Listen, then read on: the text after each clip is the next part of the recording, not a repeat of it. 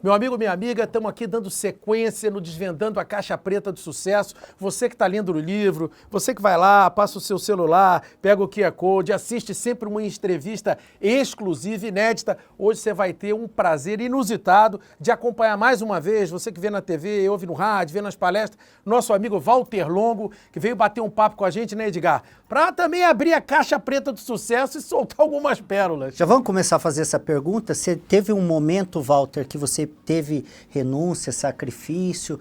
A maioria conta a caminhada de uma maneira mais suave. A sua foi desse jeito? Que tá tudo bem também se for.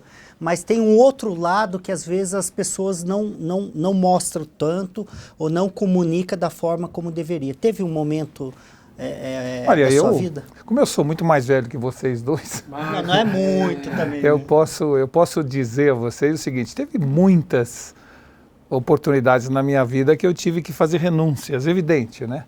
As renúncias fazem parte do cotidiano de qualquer um de nós. Quando alguém fala assim, nossa, você tem jeito para coisa. Não é jeito não, é muito esforço, é sábado à noite estudando. Errou bastante. Erra bastante. Então, eu me lembro que quando eu tinha, sei lá, 19, 20 anos, e eu vim para São Paulo, do Nordeste, meu pai morava no Nordeste, eu vim para São Paulo com uma mão na frente e outra atrás, e não tinha nem ideia de como é que eu podia fazer. Vim fazer cursinho aqui. E aí, vamos dizer assim, depois de procurar muito emprego, não achava de jeito nenhum. Aí achei emprego de vendedor, então eu me lembro de ir comprar um terno, porque eu não tinha dinheiro para comprar terno. Eu comprei em prestação um terno, que foi o primeiro terno que eu comprei. Então, teve um início muito duro, muito difícil. Depois, mais para frente, eu queria trabalhar em comunicação, sabia que era necessário você ter uma capacidade de comunicação. Eu era extremamente tímido, ainda sou, mas sou mais controlado hoje, extremamente tímido e tinha dificuldade de me expressar escrevendo e falando. Então eu tive que começar a me esforçar muito para poder falar e comecei a fazer palestras sofrendo muito porque era sempre vamos dizer assim, uma dificuldade muito grande de falar em público. Então, sempre que eu encontrei alguma dificuldade, eu procurei me jogar de maneira entusiasmada naquele problema para sair do outro lado. Eu acredito que toda vez em que você, ao enfrentar uma dificuldade, tem uma tendência a recuar e não a se jogar, você vai criando limitações. Sempre que você encontra uma dificuldade e se joga de maneira entusiasmada naquela dificuldade, você sai do outro lado muito mais forte e com a sensação de que a próxima dificuldade será vencida também. Então, eu procurei sempre me jogar, né, nos desafios, e acho que isso me ajudou profissionalmente a fazer coisas que eu não sabia direito como fazer, mas ao fazer eu encontrava uma solução. Interessante o seguinte, Walter, essa sacada inusitada aqui da gente fazer as entrevistas no livro, né? A pessoa poder ver, sentir esse clima que a gente está vivendo aqui. A gente, com as redes sociais, a gente tem milhões de seguidores aqui, mas tem uma parcela desse público que está muito interessada em te ouvir algumas coisas, alguns pensamentos seus, que são os executivos, os caras que estão hoje com cargos de gestão, seja numa companhia nacional, numa companhia multinacional, aquele rapaz que entrou como trainee, que conseguiu aquela vaga de trainee e que está achando que vai trilhar, ou pelo menos está brigando para trilhar um caminho para chegar a algum lugar. Eu fui executivo 16 anos da minha vida e comecei como vendedor e terminei como presidente de uma companhia americana. E eu costumo sempre bater muito forte no entendimento das pessoas do que a gente faz, né? O cara olha para cima e fala, o que esse cara está fazendo lá em cima? E eu me lembro que uma coisa que me marcou muito quando eu assisti uma palestra sua, foi a sua definição de gestão. Eu queria que você compartilhasse com a gente aqui a sua definição de gestão. Tá bom, eu acho que gestão nada mais é do que a gente dividir nosso tempo com sabedoria entre pendência e tendência, né? Ou seja, essa é a função de qualquer gestor. O problema é que as pendências são tantas que elas nos afastam das tendências. Então, ter uma disciplina de estar sempre avaliando e analisando as tendências, né? Não só apagando fogo. Exato. Senão você vai ficar para trás. Ou seja, o grande problema hoje, num período de mudança como nós estamos tendo no mundo, é que empresas não morrem mais por fazer coisa errada. Elas morrem por fazer a coisa certa por um tempo longo demais, né? Então, essa visão de que não se mexe em time que está ganhando, que era uma visão até recentemente a que imperava, é um equívoco brutal, né? Quando alguém me pergunta, Walter, sua empresa como vai? Eu falo, olha, vai muito bem e eu estou muito preocupado. Eu falo, por que você está preocupado? Porque está indo bem. A tendência de uma empresa que vai bem é achar que não precisa mexer. E, infelizmente, se antes a gente tinha que andar para não ficar no lugar, agora a gente tem que correr para não sair do lugar, né? Essa tendência de que quanto mais velocidade, mais você tem que adquirir essa velocidade, é algo que é contraintuitivo para nós. Dizem que quem gosta de mudança é grandeiro, né? Porque ninguém gosta de mudar. Mudar dói, mudar incomoda, né? Mas a verdade é que a gente tem que adquirir esta velocidade de mudança, não importando se o negócio está bem ou está mal, porque mudança é o único estado permanente. Então, ter a visão das pendências, não deixar para trás o que tem que ser feito, mas ter também essa visão das tendências é fundamental no dia de hoje. E eu queria pegar essa deixa, eu assisti agora uma entrevista do Paulo Guedes recentemente, e ele falou, eu prefiro estar aproximadamente certo do que precisamente errado. E aí não vai um pouco de encontro das verdades que o mundo acabou meio que desse jeito. Eu aprendi aquela famosa experiência, eu tenho 30 anos fazendo desse jeito, estou 40 anos fazendo, ele só repete o padrão, mas nem sempre é o padrão do correto. E você falou de mudança o tempo todo. Você sabe que é interessante, né? Eu sou membro aí de vários conselhos de empresas diferentes, e o que dá para a gente perceber fazendo uma análise é que o maior resistente à mudança é exatamente o especialista. Ou seja, uma empresa que tenha muitos especialistas tem muito mais dificuldade de mudar do que uma empresa que não tenha especialistas. O especialista estudou tanto aquilo, se aprofundou tanto naquele tema, que ele naturalmente resiste a qualquer alteração do status quo, né? Ele acha que é o dono da verdade já. Sem querer. Ele foi treinado para virar o parafuso para direita. Exato. Então, entendeu? Foi treinado para virar o parafuso toda vez que você tenta mexer numa empresa formada por especialistas, é muito difícil. Por exemplo, a área de saúde tem uma dificuldade imensa de mudança em função de que todo mundo numa empresa de saúde normalmente é especialista, né? Então é muito difícil você mexer com especialistas. O futuro do mundo não é mais nem do especialista, nem do generalista, e sim do nexialista. Eu ia perguntar exatamente exato. Isso para vocês. Aquela pessoa que é capaz de não necessariamente saber tudo sobre aquele assunto, mas tem a noção clara de onde buscar a informação para tomar a decisão. E que tem a isenção de tomar a decisão baseado não em algum viés cognitivo, e sim naquilo que realmente faz mais sentido para aquele momento, né? Então, acho isso é fundamental. Ô, Walter, olha só, a gente que vive no mundo de empresa, a gente ouve muito, né, a questão de que o maior ativo da companhia são as pessoas, esses jargões e tal.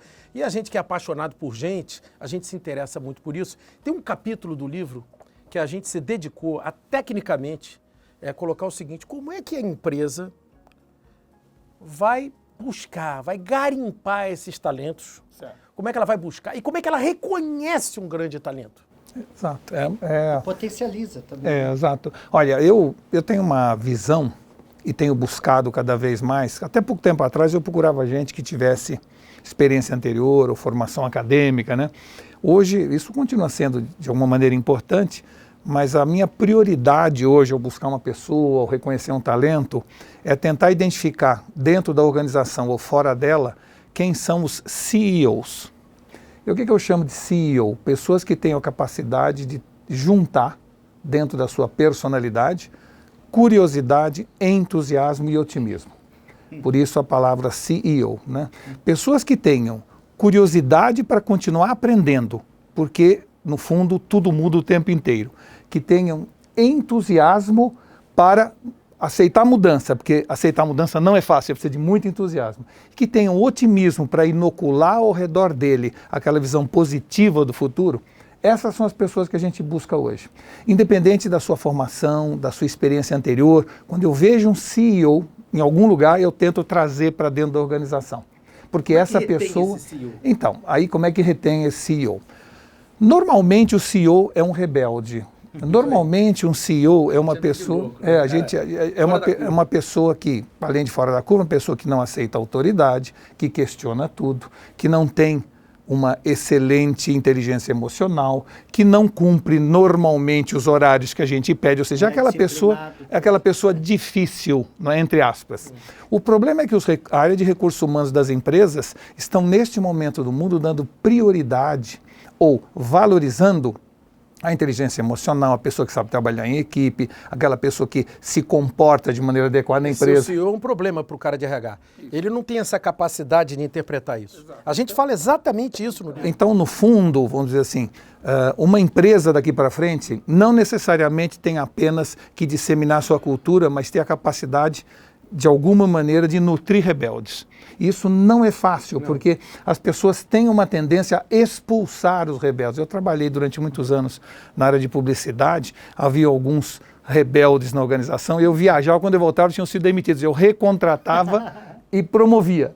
E vou cuidar. E vou cuidar, porque se você não cuida, a tendência deles é ir embora, né? Eles são, vamos dizer assim, eles sentem um ambiente muito inóspito para eles. Então, ter a capacidade de nutrir rebeldes é fundamental daqui para frente, no momento de transição, de mudança que nós estamos passando. Isso, por exemplo, você pega numa área de venda, isso, por exemplo, né? A venda do jeito que mudou, o processo de venda como mudou, o cara não anda mais com o catálogo, ele não precisa mais falar do produto, ele tem que despertar e fazer com que quem está do outro lado perceba o que aquilo vai gerar de benefício para ele.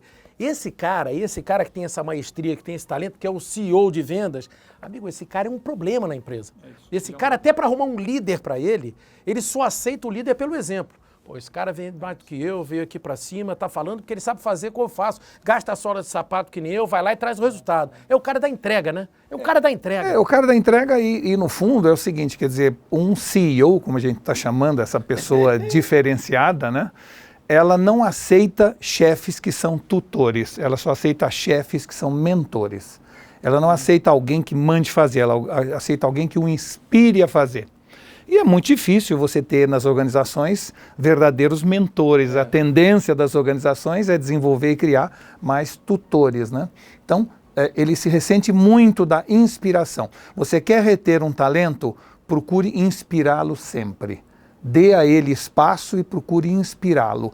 Crie um ambiente de competição, onde simultaneamente você tem a competição, mas também tem a colaboração. Ele é uma pessoa colaborativa e competitiva ao mesmo tempo. Se ele sente um ambiente onde todo mundo é amigo, onde há um ímã complacente nas coisas, ele não se anima. Por outro lado, se é um ambiente extremamente competitivo, onde é cada um por si, Deus para todos, ele também não se sente adequado. Então, um ambiente de competição é fundamental para reter esse talento que a gente chama de CEO.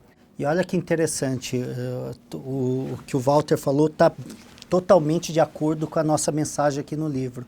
Que primeiro ele identificou as dificuldades e assumiu isso como desafio, entusiasmo para enfrentar, parar de enxergar metade do copo vazio e sempre metade do copo cheio, onde há crise, há desafios, há problema, há oportunidades. O segundo, ele foi com essa parte de identificar profissionais fora do padrão convencional que mais tem aí, né, de bater cartão, de ser aquele cara totalmente disciplinado e talvez não seja tão criativo como é o que a mensagem que está. Disciplinado, que a disciplina acho que é um ingrediente fundamental para você chegar lá. Padronizado, eu acho que é melhor. Aquele cara padrãozinho, entendeu? Aquele cara que parece que pegou a bula do remédio e falou, deixa eu ler aqui, eu vou ver como é que funciona. Verdade, porque essa questão das pessoas, eu tenho um defeito, Walter, que eu sou Flamengo doente.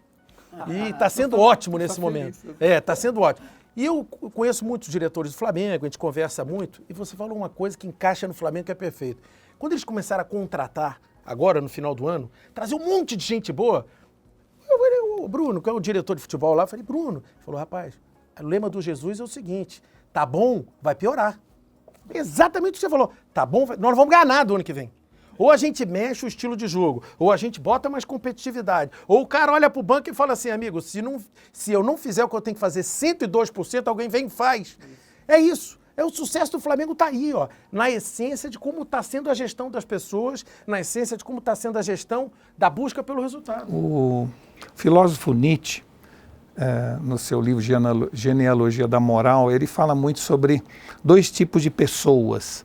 as pessoas de moral escrava e as pessoas de moral aristocrata, né?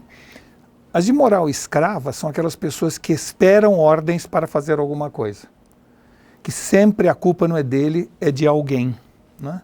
Que de certa maneira se comportam bem para estar dentro daquele lugar, na sua zona de conforto, que tudo o que ele faz depende de alguém fazer ou mandar fazê-lo. Enquanto que o de moral aristocrata ou moral dos senhores é aquela pessoa que toma para si, aquela pessoa que fala deixa comigo, aquela pessoa que a culpa é sempre dela, ela tenta fazer melhor, aquela pessoa que não aceita uma ordem sem questionar aquela ordem. E que o mundo dividido desta forma faz com que, de certa maneira, a tendência hoje do mundo seja você criar leis, regramentos morais, etc., para privilegiar a moral escrava. Aquela tendência de todo mundo ter os mesmos direitos e não as mesmas obrigações, né? Aquela tendência. Então é assim, no fundo, quando você analisa hoje o mercado de trabalho, você vê que tem, para cada 10 pessoas de moral escrava, tem uma de moral aristocrata. E são essas pessoas que conseguem avançar mais? São essas pessoas que tomam para si que a competição não é em relação aos outros, é em relação a ele mesmo, que sempre ele quer fazer melhor no dia seguinte em relação ao que ele fez ontem, não o que os outros fazem, que ele não se importa se alguém ganha mais ou menos do que ele quer ganhar cada vez mais pelo esforço dele. São essas pessoas que têm uma visão endógena e não exógena que fazem a diferença numa organização, né? Você sabe que essa passagem me lembrou, eu fiz um evento em Portugal e tive o prazer de dividir o palco com o Mourinho. Pô, eu gosto muito de futebol, não perdi a oportunidade de bater papo com ele. Na época, ele na Inter de Milão jogava o Adriano Imperador lá. Aí eu virei para ele e falei assim, nós estava um camarim de sentar, eu falei, Mourinho, e o Adriano? Eu falei, cara, não sei o que as pessoas reclamam tanto do Adriano, é tão fácil, o cara tem um potencial tão extraordinário. Eu chamei ele e falei assim, Adriano, vou te pedir uma coisa só. O resto você faz o que você quiser. Ele falou, pode falar, professor, não falta o treino. Porque você treinado é imarcável. Acabou o assunto. Ou seja, o que ele pegou? Ele pegou, enquanto as pessoas estão preocupadas, né, Walter, em ficar trabalhando o que as pessoas têm de fraqueza. Né? Quer dizer, imagina que loucura seria o cara ficar treinando a perna direita do Messi. O cara é um gênio com a esquerda, não precisa, esquece. Ah, a direita é para subir no ônibus. Igual né? Chuta bem também. Não, mas, ô Edgar, o que as pessoas perdem de tempo nas empresas? Dedicando tempo, esse cara não sabe fazer isso. Eles não olham o positivo, o lado, a fortaleza do ser humano. E isso que nós estamos falando lembra bem o seguinte, vai haver uma grande mudança na gestão das organizações, né? Daqui para frente, todos nós, evolução profissional será como esculpir-se a si mesmo. Ou seja, nós temos que parar de pensar na visão paternalista de que a empresa tem que me treinar, tem que pagar meu curso de inglês, que a empresa tem que pagar meu MBA. Ou seja, quem tem que saber se precisa fazer um MBA ou não sou eu. Isso. Ou seja, quando alguém entra numa empresa, exatamente o que ele faz é como ele faz com o dinheiro dele. Eu pego meu dinheiro, meu capital financeiro, invisto num banco, ele me paga juros, remunera aquele capital. Muito bem, eu tenho um capital intelectual, eu vou depositar numa organização e aquela organização vai remunerar meu capital intelectual e quanto maior for o meu capital intelectual, melhor eu vou ser remunerado. Então cabe a mim investir no meu capital intelectual. Não é a empresa que tem que me dotar nisso. Essa é a diferença entre moral escrava e moral aristocrata. Eu quero pegar esse gancho porque deveria ser assim. E você sabe que os brasileiros leem pouco, investem pouco. Como fazer para mudar essa mentalidade? Ou vai ser organicamente? Um dia vai cair... É uma coisa difícil. Outro dia o Mourão falou uma coisa, todo mundo ficou bravo com ele, mas eu vou correr o risco de repetir, que é o seguinte. O Brasil tem uma formação étnica que leva a população mais a moral escrava do que a moral aristocrata. Nós temos uma formação baseada, vamos dizer assim, em 3 culturas. Nós temos a cultura indígena que espera da natureza, nós temos a cultura africana que espera do divino e temos a cultura portuguesa que espera da corte. Né? Então, a gente tem uma tendência a esperar que o governo faça as coisas por nós, que a empresa faça a coisa por mim, não é? Que outras pessoas façam por nós, né?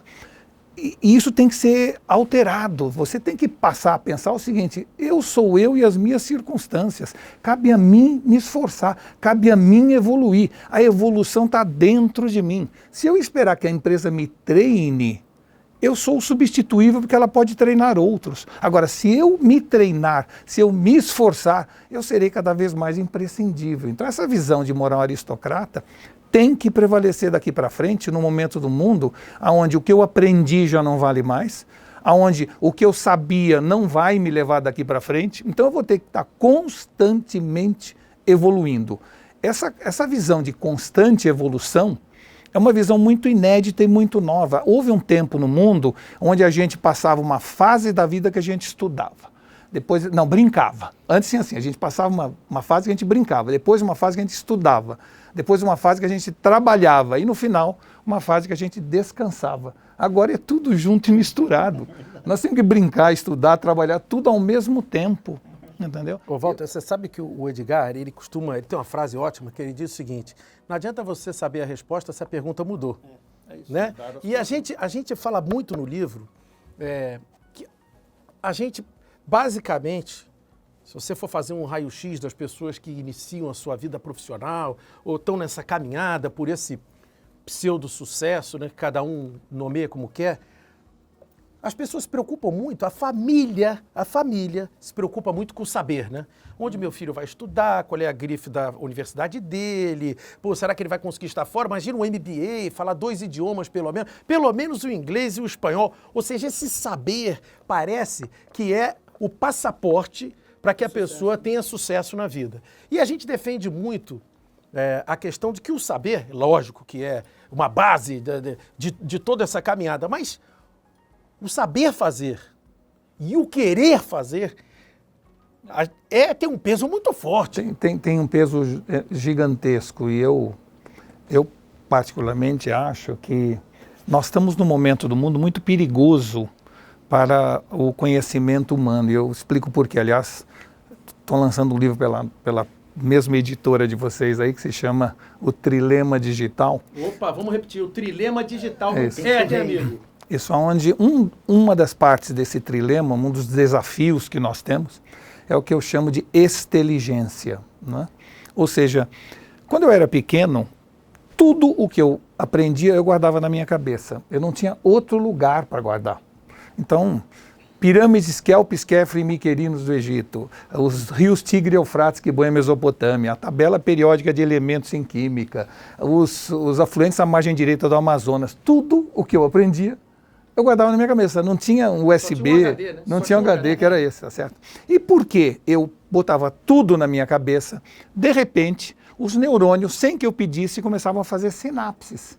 Meus neurônios começavam a ter ideias, insights, né? Surgiam questionamentos. Por quê? Porque o neurônio trabalha a partir do conhecimento embarcado na nossa cabeça, tá certo? Então, a gente tem uma noção clara de que ideia é como gato e não como cachorro, ou seja, vem quando ele quer e não quando a gente chama. Você não fala, vou ter uma ideia agora. A ideia vem quando você menos espera e ela vem fruto desse conhecimento embarcado. O problema é que daqui para frente, as pessoas estão achando que não preciso saber nada ou guardar nada, porque quando eu precisar está no Google ou está na internet. E realmente está, inclusive muito mais do que na nossa cabeça. Só que tem um problema, lá não faz sinapse. Então nós estamos numa era onde a gente chama esse conhecimento fora de nós de exteligência. Então nós estamos numa era cada vez mais exteligentes e cada vez menos inteligentes, gerando o que a gente chama de uma fase de indigência cognitiva preocupante. Nessa fase de indigência cognitiva, o que vai acontecer é que as pessoas não conseguem mais gerar inferências a partir do conhecimento embarcado. Você precisa sempre de referências externas para gerar inferência. Essa dependência da referência externa faz com que nós estejamos cada vez tendo menos capacidade. Então, essa capacidade cognitiva perdida vai dar ainda mais margem para que a inteligência artificial tome conta daquilo que a gente faz hoje. Ter daqui para frente muita dificuldade com a digestibilidade do conhecimento. Ele vai passar, você falou de raso, é isso aí. Ele vai passar, mas ele não vai ficar, ele não vai sedimentar, ele não vai crescer, ele não vai frutificar. E é isso mesmo. Você vai vendo hoje, a gente falou de livro, né? Você lê na Argentina 5 livros por habitante. No Brasil é 1,7. Estou falando da Argentina, aqui do lado. Tudo é consequência disso que a gente está passando. Você pega, por exemplo, o turismo no mundo, a Torre Eiffel recebe 17 milhões de turistas. Palma de Maiorca é uma ilha desse tamanho, recebe 19 milhões. O Brasil recebe 5,5. 5,5, o Brasil inteiro. Então, assim, tudo é reflexo, vou voltar lá porque eu gosto muito da pendência e tendência, tudo é reflexo da tal da gestão. A gestão do conhecimento, a gestão de pessoas, a gestão da própria vida. E a gente, quando criou esse modelo de pensamento da caixa preta do sucesso, o que a gente defende é o seguinte: a caixa preta já está gravada na cabeça das pessoas o seguinte: o avião caiu, vamos abrir a caixa preta, mas já caiu, já morreu um monte de gente, já aconteceu. A ideia é, nessas discussões, nesse bate-papo, nesse momento aqui maravilhoso com você e com outros entrevistados, e o conteúdo do livro é: o avião não precisa cair, amigo. O avião não precisa cair. Você pode desvendar a sua caixa preta. A gente tem, na verdade, todos nós temos 3 tipos de curiosidade, né? Nós temos uma curiosidade chamada diversiva, que é a curiosidade mais genérica, abrangente, que a gente, de alguma maneira, quer se sentir seguro, então quer saber quem ganhou o Big Brother, como foi o jogo ontem, vai chover, como é que está o trânsito, que é aquela curiosidade mais superficial, genérica que você falou. Depois a gente tem um segundo tipo de curiosidade, que é a curiosidade empática. A curiosidade sobre pessoas, quem casou com quem comeu quem foi promovido, né? A gente tem uma tendência a querer, a origem da fofoca é a curiosidade empática. E tem um terceiro tipo de curiosidade, que é a curiosidade epistêmica, a curiosidade mais profunda, mais analítica, a gente quer saber por que as coisas acontecem, o que aquilo afeta o cotidiano, o que aquilo terá de resultado no futuro. Então, você falou de avião, vou dar um exemplo, se um avião hoje cair no aeroporto de Congonhas, em São Paulo, a primeira coisa que surge na nossa cabeça é a curiosidade diversiva. Qual era a companhia? Quantas pessoas morreram? Né? Satisfeita essa curiosidade, vem a segunda curiosidade, curiosidade empática. Tinha alguém no avião que eu conhecia? Tinha alguém que trabalhava em alguma empresa com quem eu tenho relação? O piloto tinha filhos? Tem alguém que perdeu o voo por atrasar e se salvou? Tem alguém famoso? Curiosidade empática. E depois tem uma terceira curiosidade, que é a curiosidade, vamos dizer assim, epistêmica. Por que aviões caem?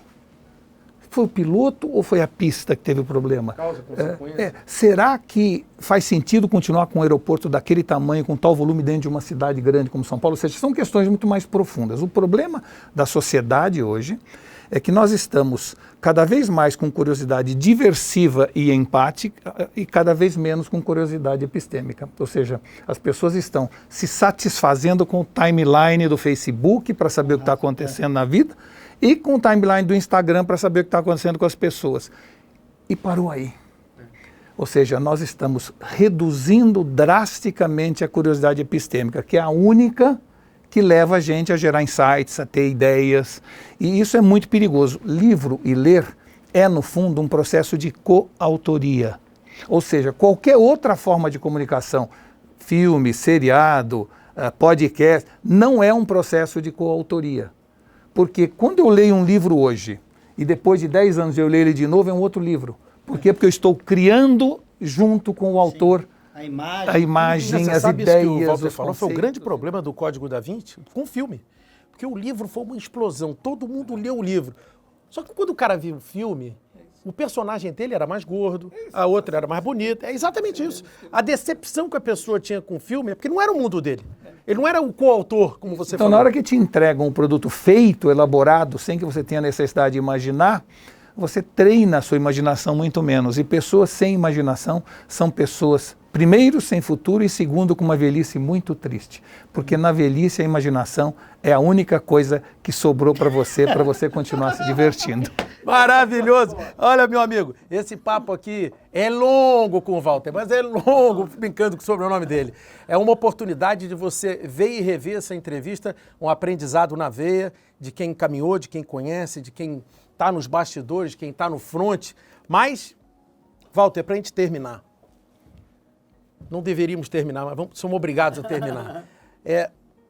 Todo mundo que busca o conhecimento, todo mundo que vai numa livraria e pega um livro e leva para casa, diferente do cara que está lá na rede social, buscando um tipo de informação que não interessa se ela é boa, ruim, qualificada ou não, é a informação que ele busca.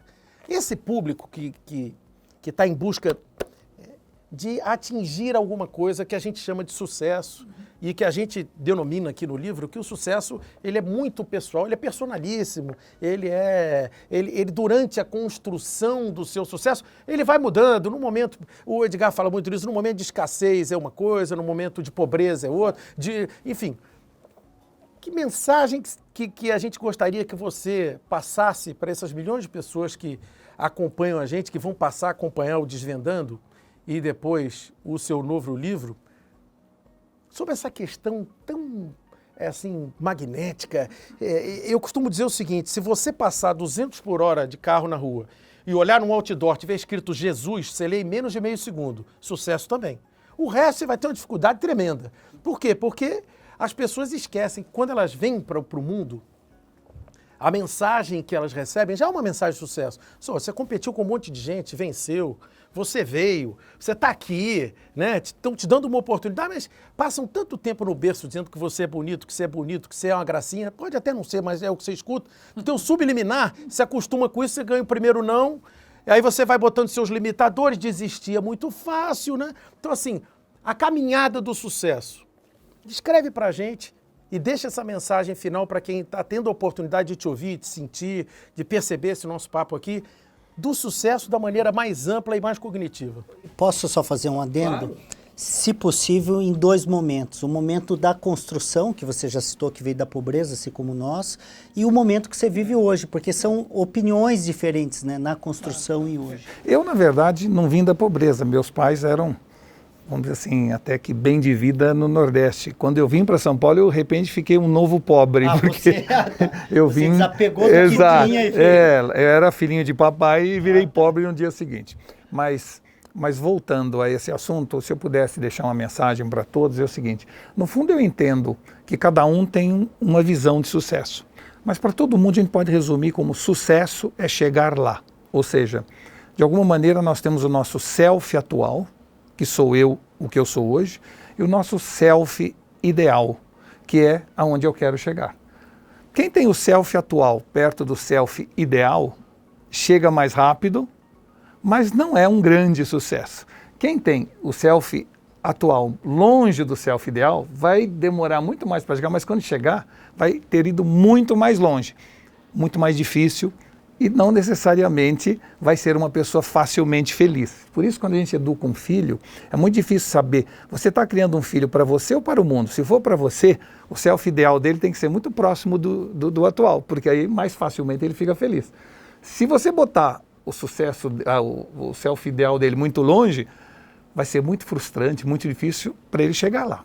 Dentro dessa visão, eu diria assim, a gente pode traduzir sucesso como chegar lá, independente do que signifique chegar lá para cada um, que é muito individual. Então, quando os judeus fugiram do Egito, eram lá escravos no Egito, e fugiram do Egito rumo à terra prometida, né? Eles correram do Egito e chegaram de frente ao Mar Vermelho, e de repente encontraram um mar fechado, inexpugnável, o exército egípcio correndo atrás deles, e eles não tinham nem como avançar e nem como recuar. E aí conta a Bíblia que de repente o mar se abriu e eles atravessaram o mar, não é? Levados por Moisés. Quando a gente vai nos escritos mais antigos que a Bíblia, a gente vê que essa história é essa, mas não é bem essa. Não foi o mar que se abriu e os judeus passaram. Foram eles que estavam tão convictos de ir em busca da liberdade que se jogaram no mar. E Deus ficou tão emocionado com a coragem e determinação daquele povo que abriu o mar para eles terminarem a travessia. O que isso nos ensina? Que se você quer realmente chegar lá, você tem que se jogar de maneira entusiasmada nesse desconhecido. Ou seja, o mar do sucesso vai se abrir na direta proporção em que você se jogue de maneira entusiasmada nele. Se os judeus estivessem ainda na beira d'água, botando o pezinho para saber se estava quente ou frio, estavam fazendo pirâmide até hoje no Egito. Foi exatamente essa capacidade de se jogar de maneira entusiasmada rumo ao desconhecido, que fez eles chegarem na Terra Prometida. Então, independente do que você considere sucesso, tenha essa capacidade de se jogar de maneira entusiasmada rumo ao desconhecido. Vai ser mais fácil, vai ser melhor, e você vai sentir uma pessoa realmente de sucesso, não importa o que você considere sucesso. Maravilha, Show Val. de bola. Galera que Obrigado. tá aqui, ó, jogue de corpo, alma, mente e coração nesse livro, que eu tenho total certeza que a sua caminhada vai ser mais fácil. Tenho total certeza. Walter, muito obrigado. Obrigado você. Foi um prazer te receber Obrigado, aqui. Walter. Uma aula de vida, uma aula corporativa, uma aula de como, onde. Agora, lembre-se, né? Quem aperta o botão é você. Um abraço. Beijos.